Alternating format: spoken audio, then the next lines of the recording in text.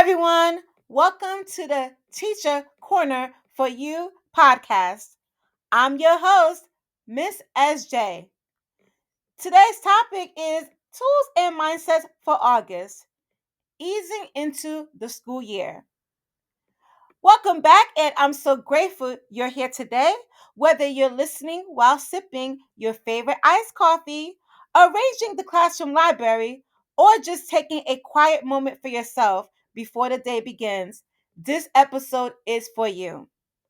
August is a month full of transition.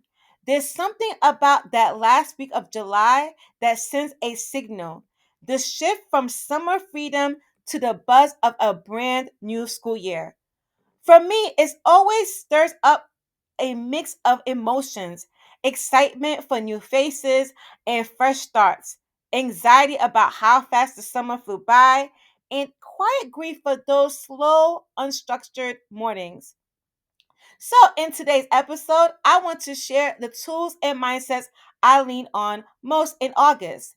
These are my anchor charts, my comfort items, my reset buttons, and my hope is that they give you permission to soften your landing into the school year. Let's start with something that might seem small: pens. The right pen. Yes, it matters. I keep a stash of my favorites in different colors inside a mug on my desk, and I protect them like gold. Of course, if a student wants to use them, I let them use them. And I say, don't forget to bring it back. So whether it is a red gel pen, a blue gel pen, a pink gel pen, a green gel pen, a nice pen feels really good and it helps set your mood. Colorful pens change the vibe entirely. I use bright gel pens for anchor charts, student feedback, or even just to spice up my own planner. There's something about grabbing a hot pink or electric blue pen that says, this doesn't have to be boring. Think of it like aromatherapy for your classroom routine. It doesn't fix everything, but it shifts the energy. Here's a tip: keep a pen just for you. This particular pen, nobody can borrow. Now, let's talk about music. Every August, I build a back to school playlist. I include songs that match how I want to feel: centered, hopeful, strong. For classroom setup, I play mellows. It could be classical, instrumental. What else I be listening to? Oh yes, R&B, hip hop, sometimes even pop music. On my commute, I shift to different kinds of upbeat tracks, or I could make it soulful, anything that gets me mentally ready for the day. There was one year where I played the same soft instrumental piece every morning before students walked in.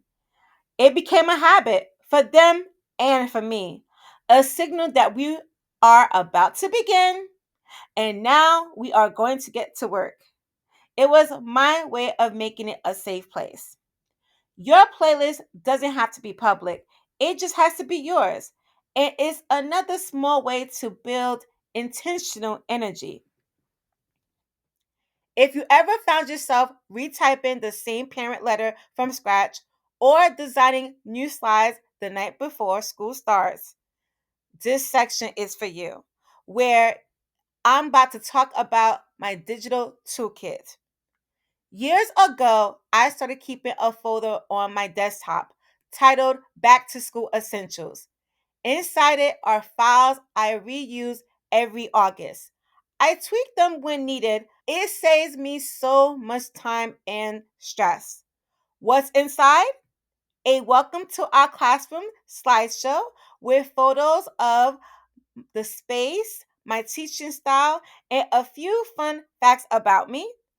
Icebreakers I can adapt for any group, where I could ask students what are their hobbies, what kind of sports that they like, or how was their vacation. A parent introduction letter and a contact form.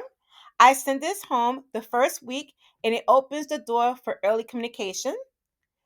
And my classroom expectations written in a student friendly language. I print these on colorful paper and use them as a shared reference tools. Having these documents ready doesn't make me less creative. It makes space for the right kinds of creativity, the kind that focuses on connection, not chaos. And if you're tech savvy, consider storing them in a Google Drive folder that you can access from anywhere. I even add voice notes to myself explaining how I use something and what I might change next year. We talk a lot about fresh starts for students, but what about for us? Everything is also our renewal moment, a chance to take stock, breathe deep, and decide who we want to be when we enter the classroom. This year, I'm giving myself permission to embrace mini renewals throughout the day. That means allowing 30 seconds of silence before I transition to the next task. It means not checking my phone during recess and instead stepping outside or sipping water mindfully. I keep a post it on my laptop that reads, "Pause, breathe, begin again." We live in a world that pushes productivity, but we are human and we need to work at our own pace. Here's one more tool, a simple phrase that I come back to again and again. Build the relationships first, the rest will come. There will be days in August when the noise is overwhelming. Classrooms buzzing, routines still forming, tech glitches everywhere, and there will be days when the noise is internal, the doubt, the pressure, the expectations. In those moments, I think about how to stay grounded.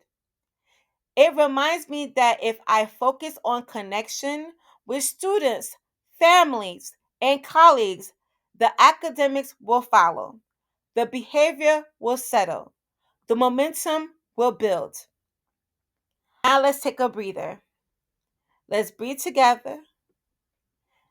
And now let's go into an August recap. Choose your pens with joy. Small tools, big impact. Build a playlist that soothes and motivates. Create a digital toolkit that lightens your load. Take mindful pauses and embrace mini renewals. And build the relationships first. The rest will come. You don't have to have it all figured out on day one. You just need your anchors and a reminder that you are enough exactly as you are. Thank you for spending this time with me today. If this episode showed you something, a deep breath, a new idea, or a shift in perspective, feel free to consider sharing it with a fellow educator. Until next time, be gentle with yourself. Have a good day.